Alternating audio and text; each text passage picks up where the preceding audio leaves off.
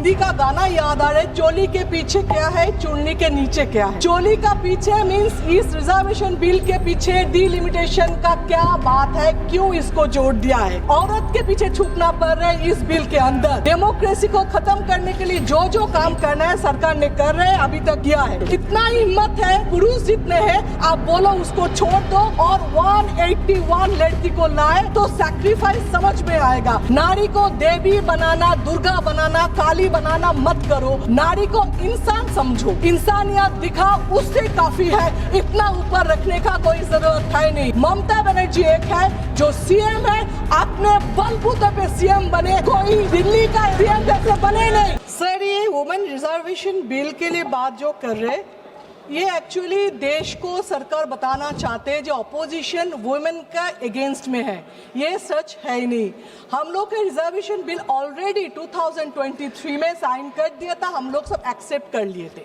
लेकिन इसका वो हिंदी का गाना याद आ रहा है, चोली के पीछे क्या है, चुन्नी के नीचे क्या है। तो ये एक्चुअली चोली का पीछे मींस इस रिजर्वेशन बिल के पीछे डिलिमिटेशन का क्या बात है, क्यों इसको जोड़ दिया है, तो उसको क्यों औरत के पीछे छुपना पड़ रहा है इस बिल के अंदर। वो तो नहीं होना चाहिए था ना। आप बताइए अभी तक सरकार ने कौन सा एथिकली काम किया। डेमोक्रेसी को खत्म करने के लिए जो जो काम करना है सरकार ने कर रहे हैं, अभी तक किया है। आप 543 एमपी, उसमें 1/3 181। इतना हिम्मत है, यहाँ पे जितना एमपीज बैठे हैं उनको पुरुष जितने हैं आप बोलो उसको छोड़ दो और 181 लड़की को लाए तो सैक्रिफाइस समझ में आएगा। ये सैक्रिफाइस नहीं है, ये औरत को सामने रख कर रहे, इलेक्शन जीतने का फॉर्मूला कर रहे। लेकिन आप, मेरा ये रिक्वेस्ट है सदन से, देश से, नारी शक्ति का बात मत करो। नारी को देवी बनाना, दुर्गा बनाना, काली बनाना मत करो। नारी को इंसान समझो, इंसानियत दिखाओ, उससे काफी है। इतना ऊपर रखने का कोई जरूरत है नहीं।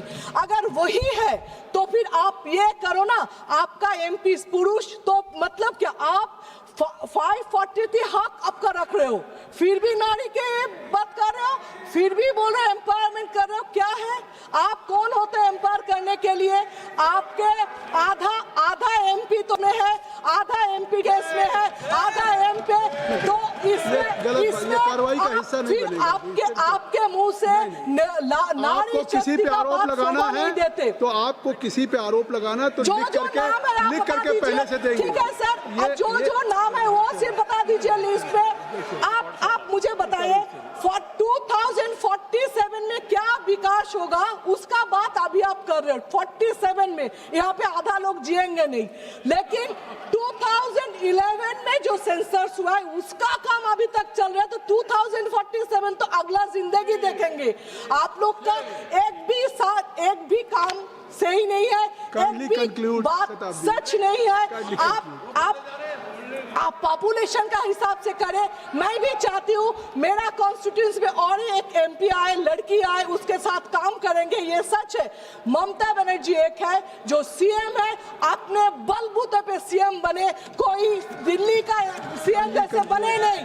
तो वो और 37% ऑलरेडी कोई लॉ का जरूरत नहीं हुआ, कोई अमेंडमेंट का जरूरत नहीं हुआ, कोई बिल का जरूरत नहीं हुआ, फिर भी हम लोग यहाँ पे हैं ममता बनर्जी की वजह से। क्योंकि वो बात नहीं करते, ड्रामा नहीं करते, सिर्फ करके दिखाते, जो बीजेपी वाला नहीं करके दिखाते, सिर्फ इलेक्शन जीतने का तरीका है। लेकिन फिर भी इस टाइम में सब कुछ छोड़ के, वार इतना इम्पोर्टेंट इशू था, तब भी आप ये सेशन नहीं किया इतना इम्पोर्टेंट इशू में। फिर भी अभी किया है, क्योंकि के हम लोग का आसाम को सब आना पड़ेगा, डिस्टर्ब होगा इलेक्शन का। फिर भी मैं यहाँ पे बोलकर जाती हूँ, बीजेपी फिर भी वेस्ट बंगाल में हारेंगे। धन्यवाद अध्यक्ष महोदय।